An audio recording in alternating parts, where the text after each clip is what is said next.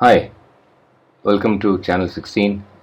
In this session, we are going to discuss what is continual improvement of management systems and how we can achieve that. For this session, I am your trainer. We'll be discussing the following topics: the history of improvement itself, essentials for continual improvement such as accountability of processes, procedures, and formats, how to establish a KPI for change, involvement of persons in office and ship, recognize and reward those who contribute, root cause analysis should point at management lapses and management systems, why it should be always under construction.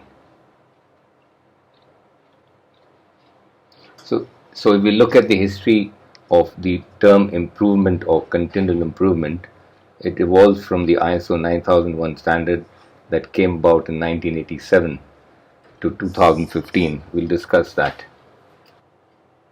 So this improvement has undergone changes from 1987 till 2015, and we'll discuss what exactly are the changes.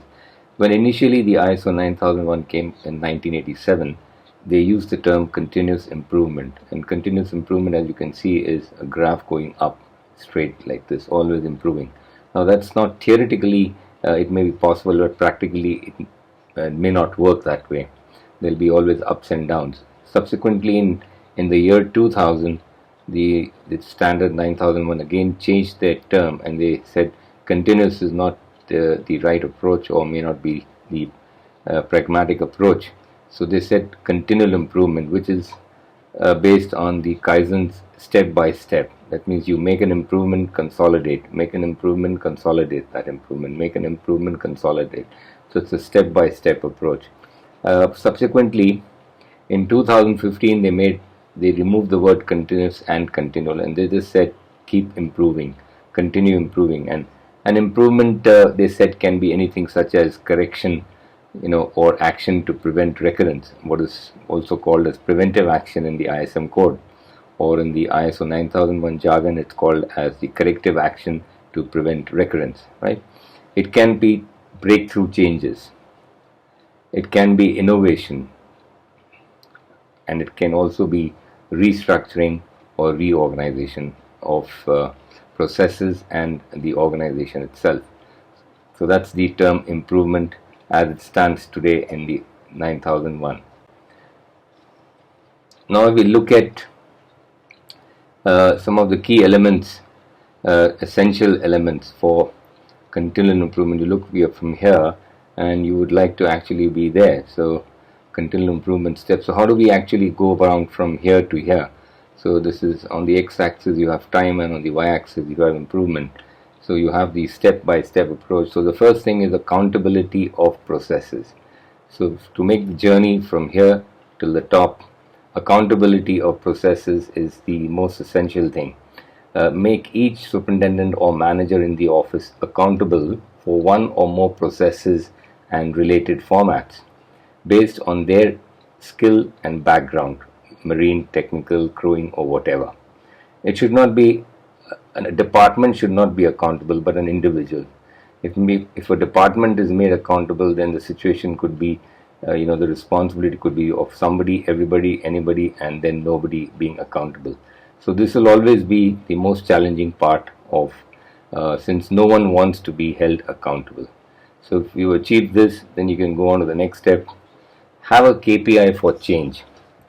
Why? Because change is permanent, and there should be a KPI to measure the change in a quantitative manner. You can refer the video on channel 16 on process in management, which explains Kaizen and BPR, that's business process re-engineering, and how changes can be brought about,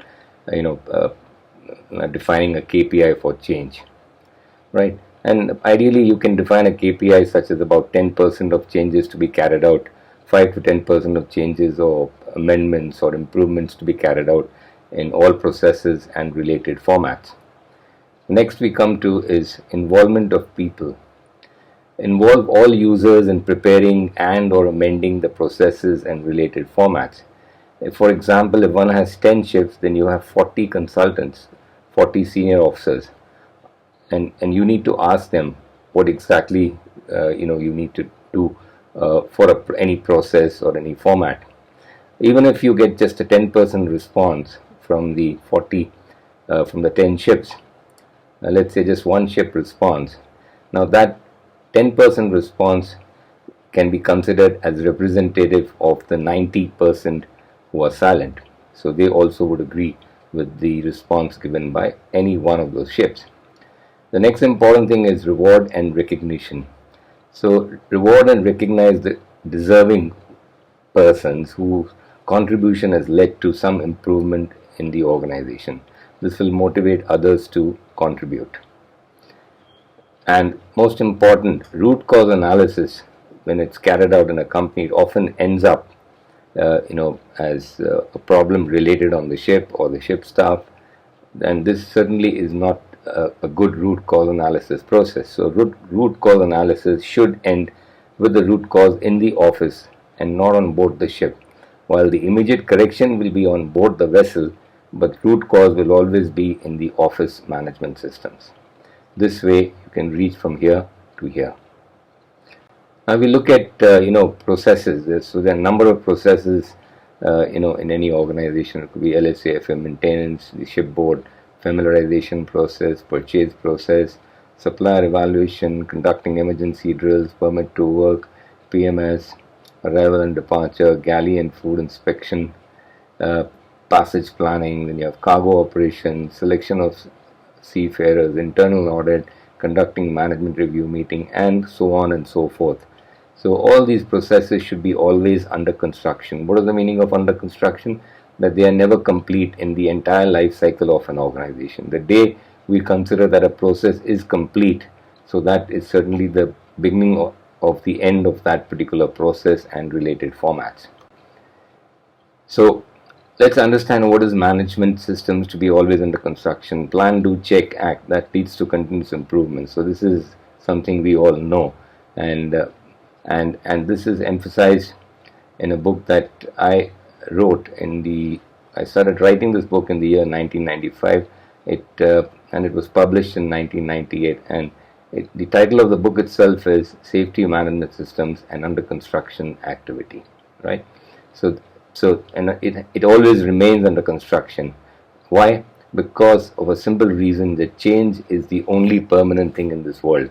So we need to keep changing, and this is something that we resist, right? So it's very important that we keep the change clock moving all the time. Hope the presentation was useful in clearing the doubts on continual improvement and improvement. Please feel free to comment. Thank you very much for your time.